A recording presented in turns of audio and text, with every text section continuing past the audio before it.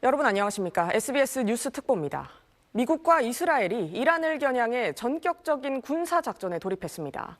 이란의 핵무기 개발을 둘러싼 협상이 진통을 겪고 있는 상황에서 외교 대신 무력 사용을 택한 겁니다. 현재 상황 어떤지 곽상은 국제부 기자 그리고 중동 지역 전문가 성일광 서강대 교수님과 얘기 나눠보겠습니다. 네, 안녕하세요. 안녕하세요. 안녕하세요. 네, 곽 기자, 먼저 이 테헤란 공습 소식이 들려온 지 이제 한 3시간 정도 된 것 같은데요. 공격 어떻게 이루어진 건지 설명 좀 해주시죠. 네, 이란이 공습을 받았다는 소식이 처음 전해진 건 오후 3시쯤입니다. 현지 시간으로는 토요일 아침 10시쯤입니다. 이란 수도 테헤란에서 폭발음이 울리고 연기가 피어오른다. 이런 목격자들의 진술이 처음 나왔고요. 바로 이스라엘 정부와 미국 정부가 차례로 이란에 대한 타격을 시작했다. 공식 인정했습니다. 트럼프 미국 대통령은 이후 영상연설을 내보냈는데요. 미군의 중대 전투가 시작됐다고 말했습니다. 이란의 미사일 산업을 파괴하고 해군을 전멸시키겠다고도 선언했습니다. 이번 군사행동엔 동맹 이스라엘도 동참했는데 네타냐후 이스라엘 총리는 이번 작전을 사자의 표호라고 이름 붙였습니다. 작년 8월 이란 핵시설을 전격 곡습할 때 붙인 작전명 일어서는 사자와 연계된 것으로 보입니다. 그러면 지금 공격받은 테헤란 상황은 좀 어떤가요? 네, 이번 공습으로 하메네이 최고 지도자를 비롯한 주요 지도부 인사들의 집무실 근처에 미사일 7기 이상이 떨어진 것으로 파악됐습니다. 이스파한, 카라지 등 다른 지역에서도 폭음이 관찰되고 있습니다. 로이터 통신은 하메네이가 현재 테헤란에 있지 않고 안전한 곳으로 거처를 옮긴 상태라고 전했는데 아직 하메네이의 위치나 안전에 대한 구체적 보도는 나오지 않고 있습니다. 네, 교수님, 제일 궁금한 건 지금 미국과 이란 사이의 핵 협상이 다음 주에도 예정이 돼 있었고 핵 협상이 계속 진행이 돼 왔어요. 네네. 그런데 갑자기 이렇게 미국과 이스라엘이 공격을 감행한 이유가 뭡니까? 자, 핵협상을 자세히 들여다보시면 엊그제 이제 핵협상을 더 추가적으로 이행하겠다. 그래서 다음 주쯤에 아마 핵협상을 4차 회동입니다. 3차까지 했었고요. 분위기가 좋았다. 이제 이란 측에서는 그렇게 얘기를 많이 했어요. 그리고 중재를 한 오만 측에서도 오만 외무장관도 그렇게 얘기했었는데 문제는 미국 측의 반응을 보시면 그렇게 좋지 않았습니다. 그냥 긍정적이었다. 그냥 형식적인 얘기만 했고 그다음에 최근 트럼프 대통령이 이번 공격이 있기 전 몇 시간 전에 또 미국 언론과의 보도에서 인터뷰에서 이란의 지금 협상 태도는 좀 마음에 들지 않는다. 그리고 나도 전쟁을 싫어하지만 때로는 무력을 써야 될 수밖에 없다. 이런 아주 의미심장한 말을 했기 때문에 전쟁을 앞두고 상황이 좀 힘들어지겠다라는 예측이 많았습니다. 그런데 그 예측이 이제 여지없이 맞아서 지금 바로 전쟁이 시작됐기 때문에 협상은 사실상 시간 끌기였다. 이렇게 지금 결론적으로는 그렇게 판단이 됩니다. 네, 이란도 보복에 곧바로 나섰습니다. 보복 공습을 지금 단행을 하고 있는데 그러면 한 치 앞도 지금 알 수 없게 되는 상황 아닙니까? 그렇습니다. 한 치 앞도 지금 알 수 없죠. 지금 이제 뭐 한 3시간 지났기 때문에 이제 공격이 시작됐고요. 지금 이스라엘 쪽에서는 이미 이란의 탄도미사일 공격이 시작됐습니다. 그래서 좀 요격을 하고 있고, 지금 다른 보도를 보시면 중동 지역, 걸프 지역, 특히 이제 미군 부대가 많은 지역, 쿠웨이트, 바레인, 카타르, 아부다비, 뭐 이런 지역 외에도 지금 이란의 미사일 공격이 이어지고 있는 것으로 그렇게 보입니다. 그래서 요격을 한 곳도 있고, 요격을 못한 곳도 있는 것으로 보이고요. 조금 시간이 지나면 이란의 반격도 거세지지 않을까 이렇게 예상이 됩니다. 네, 곽상은 기자. 지금 이란도 곧바로 이스라엘 본토에 대한 지금 미사일 공습에 나섰는데 지금 이스라엘 상황은 어떤가요? 네, 이란 혁명수비대도 드론과 미사일을 동원해서 이스라엘을 공격하고 있다라고 발표를 했고요. 이스라엘군도 성명을 냈습니다.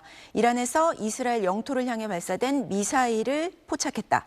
방공망을 통해 요격을 시도하고 있다. 이렇게 밝혔습니다. 이스라엘군은 각지에 공습 경보를 발령한 상태고 안전한 장소로 대피하라고 자국민에게 당부했습니다.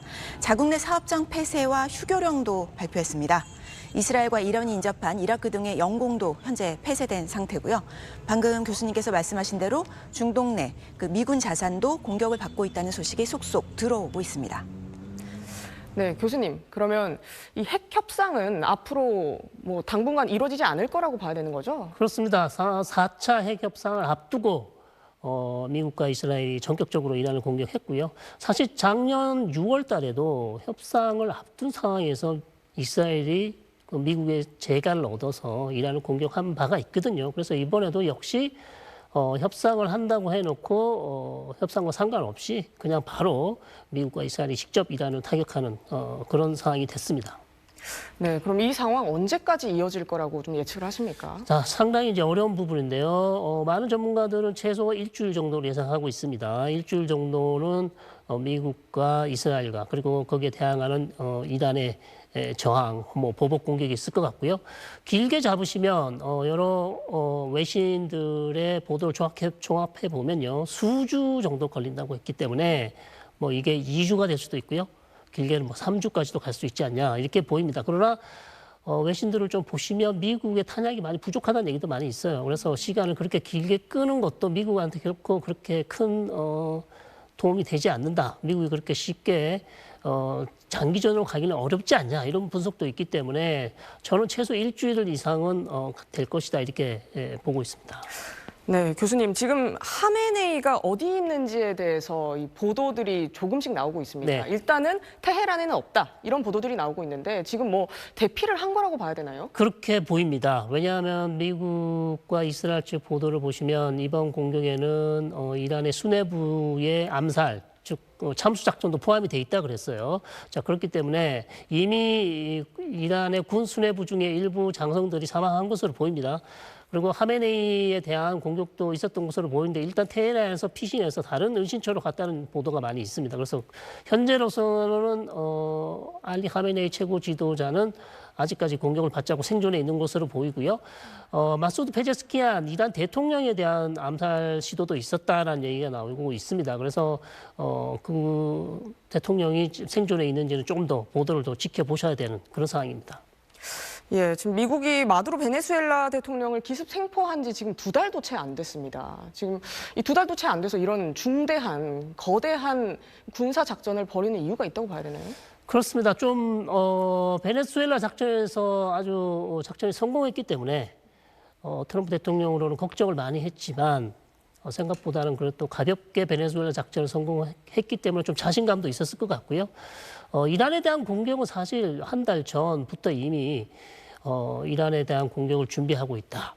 협상에 아주 긍정적으로 양보를 하지 않으면 이란이 양보하지 않으면 나는 무력을 쓸 수밖에 여러 차례 얘기를 해왔기 때문에 저는 이게 갑자기 결정됐다고 보지는 않습니다. 그러나 다만 마지막까지 협상의 기회를 주면서 이란이 조금 더 양보를 하면은 공격을 안 할 수도 있었겠지만 미국 입장에서는 트럼프 입장에서는 이란의 어떤 그런 핵 협상에 대한 태도가 전혀 본인을 만족시키지 못했기 때문에 이렇게 전쟁이 발생할 수밖에 없었다. 그렇게 지금 얘기를 하고 있어요. 네, 이런 일촉즉발의 상황에서 우리 교민들 피해 없을지도 굉장히 걱정이 됩니다. 네, 우리 외교부는 이미 교민들 대피 계획을 벌써 일주일, 2주일 전에 다 얘기를 했습니다. 그래서 아마 우리 교민들이 안전하게 탈출을 할 수 있도록 만반의 준비를 했기 때문에 저는 큰 문제가 없을 것으로 그렇게 보고 있습니다. 예, 일단 외교부도 아직까지는 교민 피해가 없다, 이렇게 밝혔습니다. 네, 네. 예. 네. 자세한 내용은 이어지는 SBS 8시 뉴스에서 전해지겠습니다. 뉴스 듣고 마칩니다. 고맙습니다.